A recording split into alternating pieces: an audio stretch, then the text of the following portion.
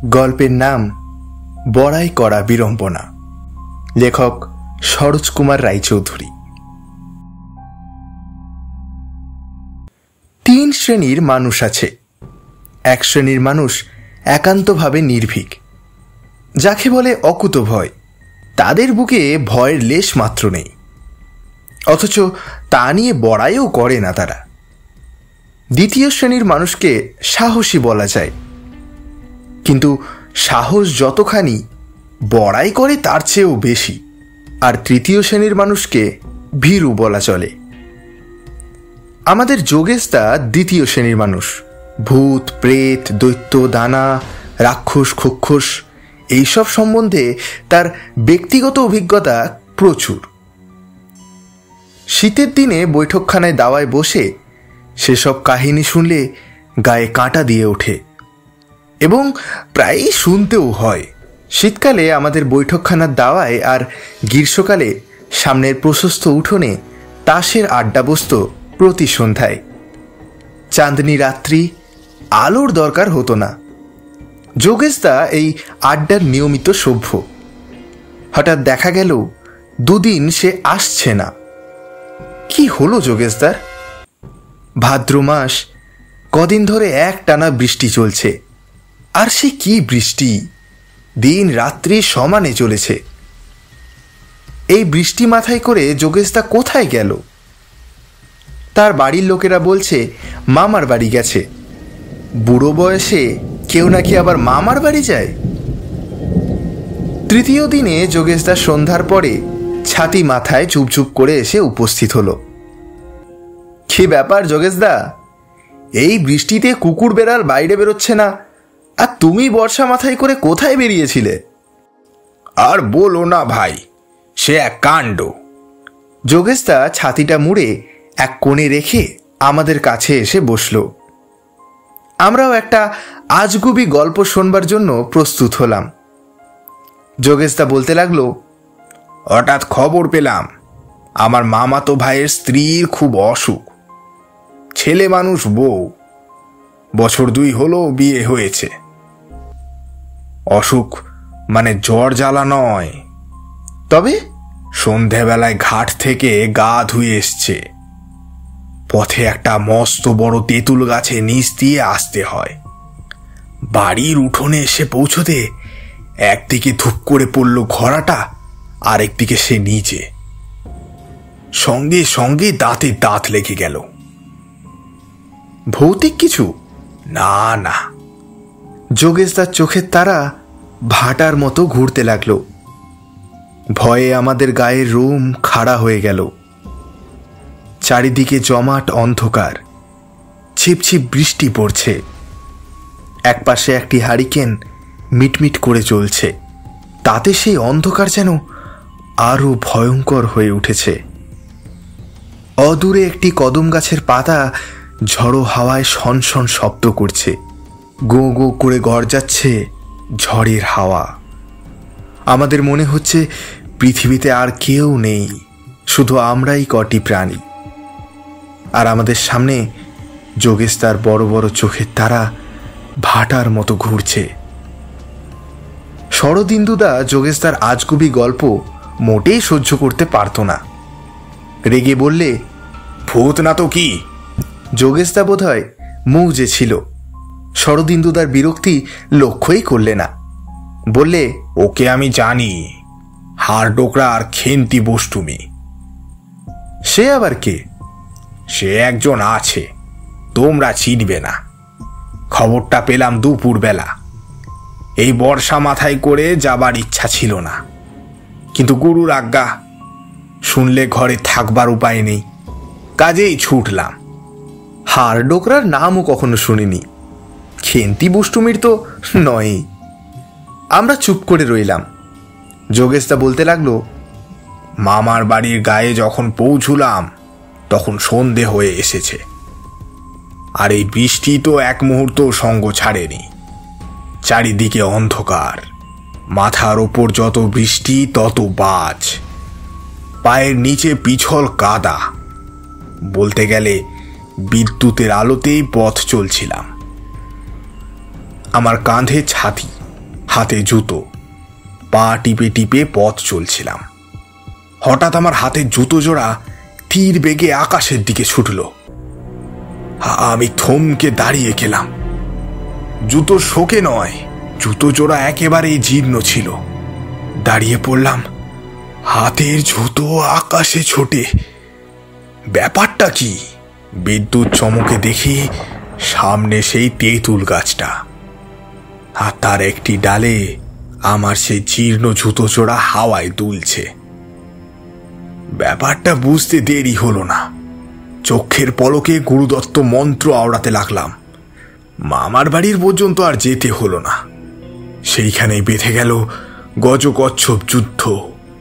যোগেশ তার চোখ আবার ভাঁটার মতো ঘুরতে লাগলো। আমরা সব ভয়ে জিজ্ঞেস করলাম, কার সঙ্গে যুদ্ধ?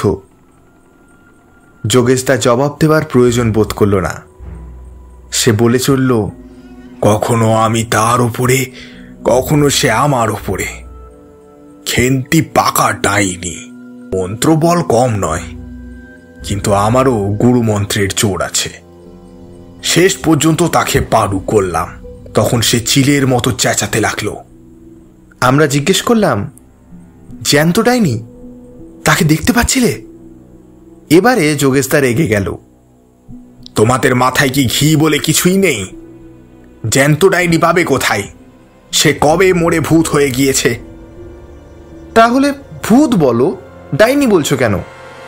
না, ডাইনি।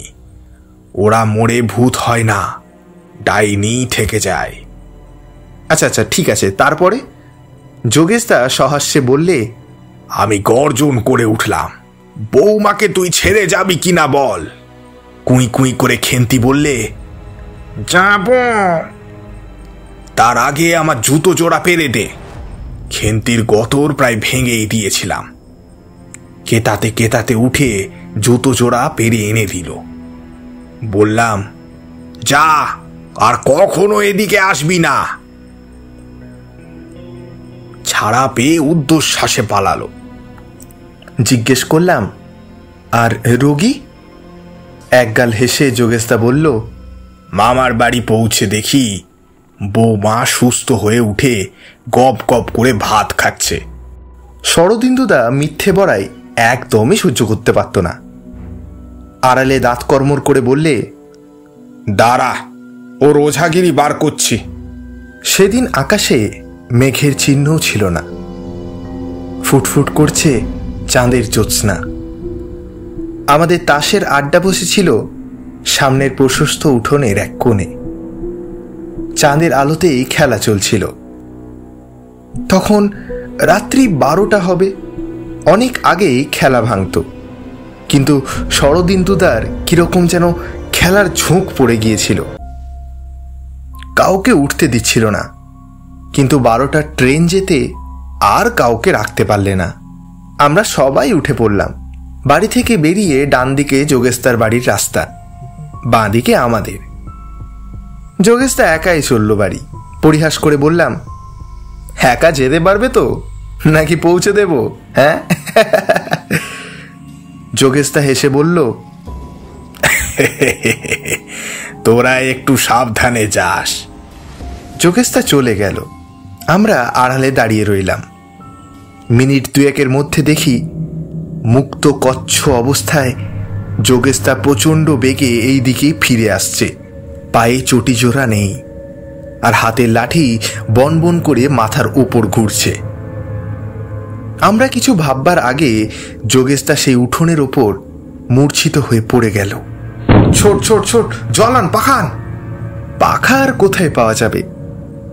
কাপড়ের প্রান্ত সামনের এদো পুকুরের জলে ভিজিয়ে তাই চোখে মুখে বুলিয়ে দিতে লাগলাম। বহু কষ্টে জ্ঞান হলো তার। চোখ মেলে একবার চারিদিকে দৃষ্টি বুলিয়ে যোগেশদা আবার চোখ বন্ধ করল। ব্যাপারটা আমরা জানি। যোগেশদার বাড়ির যাওয়ার পথে একটা প্রকাণ্ড বড় বেলগাছ আছে। বিপত্তিটা সেইখানেই ঘটেছে। তবুও জিজ্ঞেস করতে লাগলাম, কি ব্যাপার যোগেশদা, কি হয়েছে? স্থলিত কণ্ঠে যোগেশদা একবার বললে, ব্রহ্মদত্তি। হাসি চাপা আমাদের পক্ষে খুবই কষ্টকর। পরিকল্পনাটা শরদিন্দু তার। বেলগাছটার বেদির ওপর রাখালের কাঁধে গোপাল, গোপালের ডান হাতে একখানা ত্রিশূল, মাথায় পাড়ার যাত্রা দলের মহাদেবের জটা, গায়ে ওই যাত্রা দলেরই একখানা বাঘছাল অঙ্কিত কম্বল। যোগেশদা আপন মনে গুনগুন করে গান গাইতে গাইতে চলছিল। যখন সে একেবারে মহাদেবের কাছাকাছি, তখন খড়মের শব্দে চমকে মুখ তুলে দেখে ব্রহ্মদৈত্য। যোগেশদার গলা শুকিয়ে গেল, পা পেছন দিকে হাঁটতে লাগলো। করজোড়ে কোনো প্রকারে একবার বললে, কে বাবা তুমি? জবাবে রাখালের পায়ের খড়ম হঠাৎ জোর করে শব্দ করে উঠল। সঙ্গে সঙ্গে উচ্চকিত যোগেশদা পেছন দিকে ছুটতে আরম্ভ করলো এবং তারপরেই এই অবস্থা। আমরা জিজ্ঞেস করলাম, ব্রহ্মদত্তি আবার কোথায় পেলে? হ্যাঁ যোগেশদা? যোগেশদা ধীরে ধীরে উঠে বসল, বললে, দাসেদের বেলগাছটার নিচে, বেদির ওপর পা আর মাথাটা বেলগাছের মগডাল পর্যন্ত। আমরা বললাম, কি সাংঘাতিক! যোগেশদা বলে চলল, এক একটা খড়ম এক একটা নৌকার মতো, আর তার শব্দ যেন খড়তাল বাজছে। তারপরে ওখানে একটা ব্রহ্মদত্তি আছে, আমি জানতাম, কয়েকবার দেখাও হয়েছে, কিন্তু এত কাছ থেকে নয়। আমরা বললাম, আমরা ভেবেছিলাম ডাইনি টাইনি কিছু হবে। যোগেশদা মুখে একটা উপেক্ষার ফুৎকার দিলে, দুই হাতে দুই বৃদ্ধাঙ্গুল নেড়ে বললে, ডাইনিকে আমি থোড়াই কেয়ার করি, কিন্তু সে যে ব্রহ্মদত্তি। ব্রহ্মদত্তির মন্ত্র তুমি জানো না? কেউ জানে না, বোধহয় ব্রহ্মদত্তির কোনো মন্ত্রই নেই। এ যাত্রা যে বেঁচে গেলাম সে গুরুদত্ত মন্ত্রের জোরেই। বলে দুই হাত মাথা ঠেকিয়ে গুরুর উদ্দেশ্যে প্রণাম জানালো। জিজ্ঞেস করলাম, লাঠি ঘোরাচ্ছিলে কেন? হেসে যোগেশদা বললে, গুরুদত্ত লাঠি রে ভাই, ত্রিশূলখানা ঠেকালে তো। কি ত্রিশূল রে ভাই, চাঁদের মতো চকচক করছে। ততক্ষণে দুই ব্রহ্মদত্ত, রাখাল ও গোপাল সাজ পোশাক ছেড়ে আমাদের মধ্যে পৌঁছে গেছে। তারা বললে, যা হবার হয়ে গেছে যোগেশদা, চলো আমরা সবাই মিলে তোমাকে বাড়ি পৌঁছে দিয়ে আসি। মা হয়তো ভাবছেন। সেই শতরঞ্জির ওপর যোগেশদা লম্বা হয়ে শুয়ে পড়ল, বললে, আজ আর বাড়ি নয় ভাই, এসো আমরা সবাই মিলে এইখানে রাতটা তাস খেলে কাটিয়ে দিই, কাল সকালে বাড়ি ফেরা যাবে। নানা প্রকার সাহস দেওয়া সত্ত্বেও যোগেশদাকে বাড়ি নিয়ে যেতে পারলাম না। বাধ্য হয়ে আমরা সবাই সেখানেই তাস খেলে রাত কাটালাম।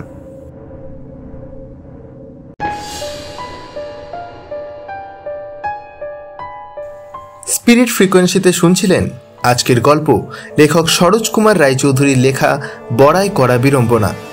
গল্পের সূত্রধর ও কথক হিসেবে আপনাদের সঙ্গে আছি আমি সুশোভম রক্ষিত। তাহলে কেমন লাগলো আমাদের এই গল্প অবশ্যই জানাবেন কমেন্ট সেকশনে। গল্পটি যদি আপনাদের ভালো লেগে গিয়ে থাকে, ভিডিওটিকে লাইক করে চ্যানেলটিকে সাবস্ক্রাইব করে বেল আইকনটি অলে সেট করে দেবেন, যাতে প্রত্যেক শনিবার ও রবিবার ঠিক রাত্রি 10টায় আমাদের নিত্য নতুন গল্পের নোটিফিকেশন যেন সবার আগে আপনার কাছে পৌঁছায়। ধন্যবাদ সকল বন্ধুরা, সুস্থ থাকুন, সঙ্গে থাকুন আর শুনতে থাকুন স্পিরিট ফ্রিকোয়েন্সি।